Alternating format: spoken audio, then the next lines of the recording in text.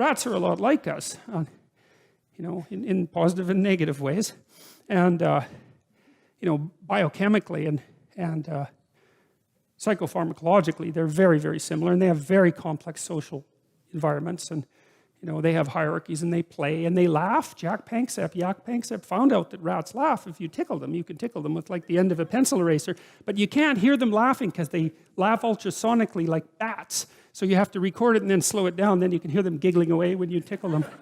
So which is, you think, oh, you're going to spend $50,000 on a study demonstrating that rats laugh, and you think, well, wait a second, that's a major league study, because he's outlined a ludic circuit, that's a play circuit, and Jaak Panksepp discovered the play circuit in mammals. That's a bloody big deal, If you get that by like rubbing rats with a pencil eraser, well, good for you. So anyways, Gray talked a lot about how to motivate a rat, and you might have heard about B.F. Skinner. He used food pellets to motivate his rats, but what you don't know about Skinner is that those rats were starved to 3/4 of their normal body weight. So they would work for food, man. So Skinner's rats were kind of oversimplified, but you can get rats to work for food. They don't have to be that hungry. You can get them to work for food, and they'll do all sorts of things. They'll press levers, and they'll open doors, and they'll solve problems, and they'll do all sorts of things. And one of the things you can do to kind of measure how much the rat is motivated is, let's say you've run him through a maze and he knows there's some food at the end of the maze. You can tie a little spring to his tail and see how hard he pulls when you open the door to the maze. So because that's how much rat work the rat is willing to do, so you can measure that. Or you can see how fast he skitters down the maze, and you can get an estimate about the rat's motivation. And so then you might say, well, how motivated is a hungry rat? And the answer would be, depends on how hungry he is. But there's another answer. It also depends on what's chasing him when he's going after the food. So if you have a rat and you have food over here and you waft in some cat odor, rats hate cat odor, and it's innate. They never have to see or smell a cat to be absolutely petrified by cat odor. And so if you waft in some cat odor and then open the door, that rat will zoom to that food a lot faster than it will if it's just hungry. So a rat running away from something that it doesn't want towards something that it does want is a very motivated rat. And so one of the things we did with the future authoring program that's germane to this idea of terror, because there's this idea in the Old Testament that the fear of God is the beginning of wisdom, and it's a pretty harsh idea. But there's something really useful about it, because one of the things you see with people all the time is that maybe they're trying to stumble forward towards their ideal, as poorly defined as it might be, but then they're afraid, right? They're afraid about what they might encounter, and that stops them, because fear does stop people. It freezes you like a prey animal, and so people move ahead, but then they get afraid, and then they stop moving ahead.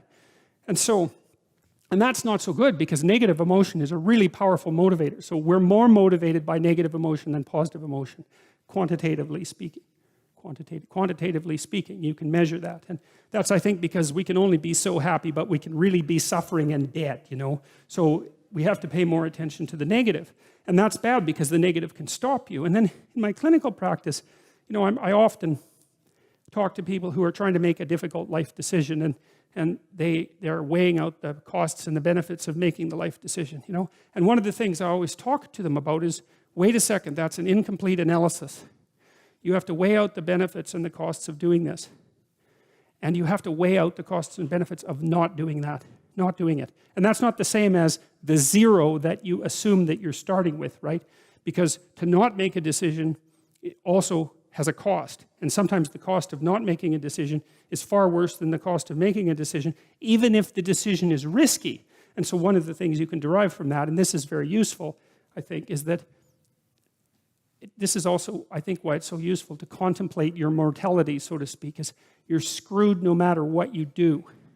And that actually frees you, is that you have path A that has catastrophes, and you have path B that has catastrophes, and you don't get to have the no catastrophe path, but you get to pick which one.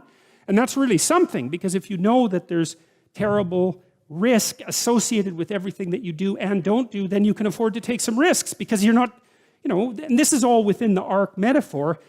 I'm still making the case that despite the fact that your life is essentially catastrophic, you can make a covenant with the highest ideal, and that will take you through it the best way possible. I'm still making that case. So then you think, okay, well, I'm trying to make this decision. I'm going to go try to do something difficult, and isn't that terrifying? And then you think, yeah, but wait a minute. What's really terrifying is not doing it.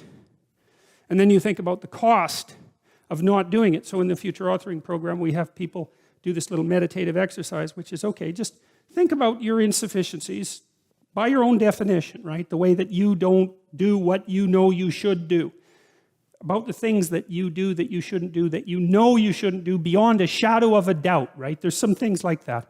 And that's bad habits and poor aim and all of the resentment and hatred and aggression and unresolved conflicts and all those things that are dementing you and warping you, and then think, okay, those things get the upper hand, man. They get the upper hand, and they take you the worst possible place you could go in the next 3 to 5 years. What exactly does that look like? And so you sketch all that out, and you think, hey, I don't want to go there. And so the next time that a temptation comes up, you think, well, it'd be a lot better for me if I didn't succumb to this temptation. It's like, that's kind of weak, eh? You'd look a little better if you didn't eat like a cheesecake a day or something like that.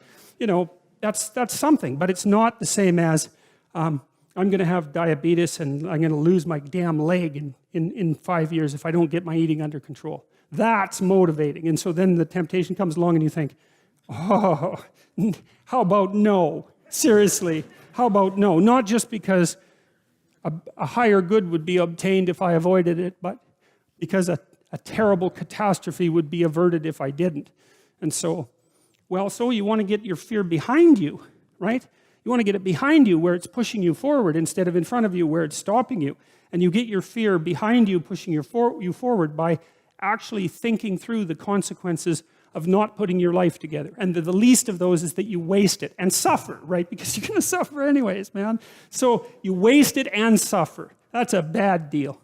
Because maybe if you're going to suffer, you could at least do something noble and glorious and upright and powerful and honorable and admirable and helpful and difficult. You know, that's just so much better. And maybe that's good enough so that you think, hey, you know, little suffering, it's basically worth it. At least it's a way forward, you know? At least it's a way forward.